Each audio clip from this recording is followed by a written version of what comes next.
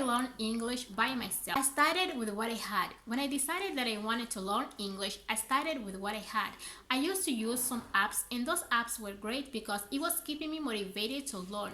Because those apps were like game apps, so I was kind of studying and playing at the same time. I watched videos on topics that I wasn't understanding. Every single time that I wasn't understanding anything, I would watch videos about it.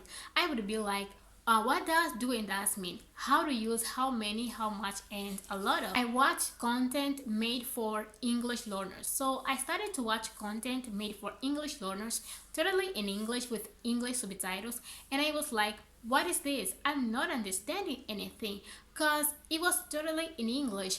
But then I kept going, and over time I was able to understand more. I started to watch content made for native speakers. So guys, when I started to watch content made for native speakers, I was like, wait a second, what is this language?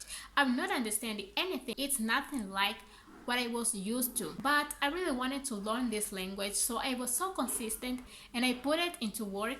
And every single time that I wasn't understanding something, I would search about it. Like, I studied a lot about connected speech, about reduction, because they were speaking so fast and I wanted to understand that.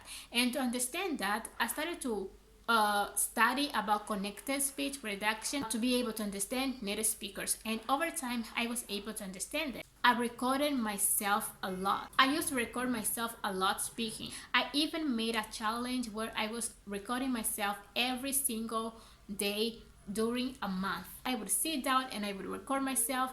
I would answer questions. I would Google some questions. I would answer them.